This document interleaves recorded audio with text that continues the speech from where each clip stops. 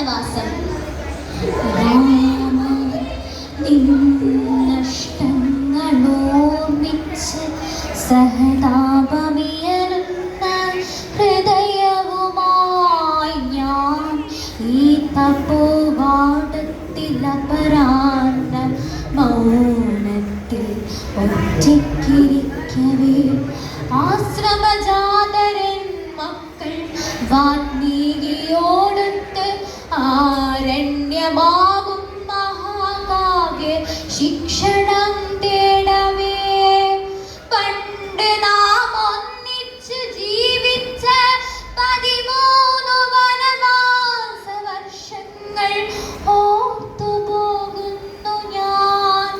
നിർവ്യാജ സന്തുഷ്ടിയെന്നറിഞ്ഞ മനോജ്ഞമാം നാളുകൾ നിന്റെ രമണീയമാം സാമീപ്യമാവോളമുണ്ടായ നാളുകൾ ചിന്തയെ രാജ്യഭാരത്തിൻ കനൽ കട്ട വീഴാത്ത നാളുകൾ ഏഷണികൾ വിഷപ്പാറ്റകളായി വന്നു ചുറ്റും പറക്കാതിരുന്ന സുഖനാളുകൾ വാഴ്ത്തുവാൻ വ്യാജസ്തുതികളുമായി വരും ആസ്ഥാന കവികളില്ലായിരുന്നു. ഏകാന്തതകളെ ഭഞ്ജിക്കുവാൻ പരിചാരക വൃന്ദമില്ലായിരുന്നു.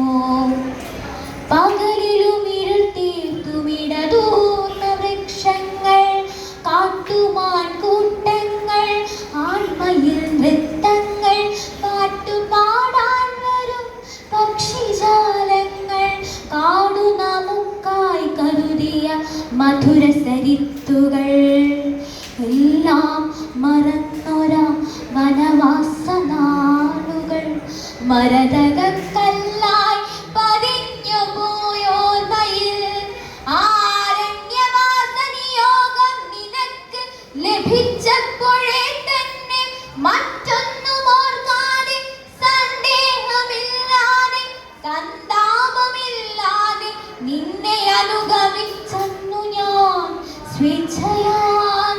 വീണ്ടും എനിക്ക് വനവാസം വിധിക്കവേ ഒറ്റയ്ക്ക് കാട്ടിൽ തിരസ്കൃതയാക്കവേ ദണ്ഡകാരണ്യത്തിൽ പണ്ടു നുകർന്നൊരാ കാനന മധുരം മറന്നുപോയി രാഘവൻ.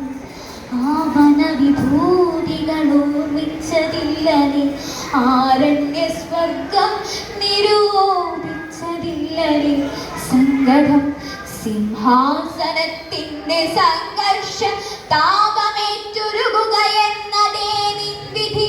മറ്റൊരു വനവാസമേറ്റെടുക്കാനുള്ള ധീരത നഷ്ടമായെന്നോ രഘൂത്തമാ.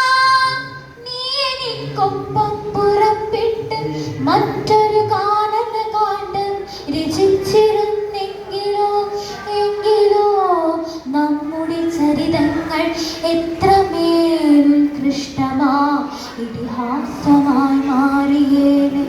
പിന്നെയും അടവിയിൽ കഴിയാൻ അനുഗ്രഹ ശിക്ഷ എനിക്കു വിധിച്ച നൃപോത്തമാ അനുതാപമുണ്ടെനിക്കാ. രാജമന്ദിരം ചൂന്നു നിൽക്കും ഉപചാപ ദുർഗന്ധവും തുരയും ആസക്തിയും അധികാര മമതയും ഓർക്കവേ നീ വനഭൂമിയിൽ ഉപേക്ഷിച്ച സിംഹാസനത്തിലിരിപ്പതോ നിൽക്കവേ ഞാനറിയുന്നു നിന്നഷ്ടം നീ അതറിയുന്നില്ല അതാണു കഷ്ടം. രാമ രഘുരാമ നിൻ മഹാനഷ്ടമോർമ്മിച്ച് എന്നുള്ളിൽ നിറയുന്നു പരമപരിതാപം. രാമ രഘുരാമ നിൻ മഹാനഷ്ടമോർമ്മിച്ച് എന്നുള്ളിൽ നിറയുന്നു പരമപരിതാപം.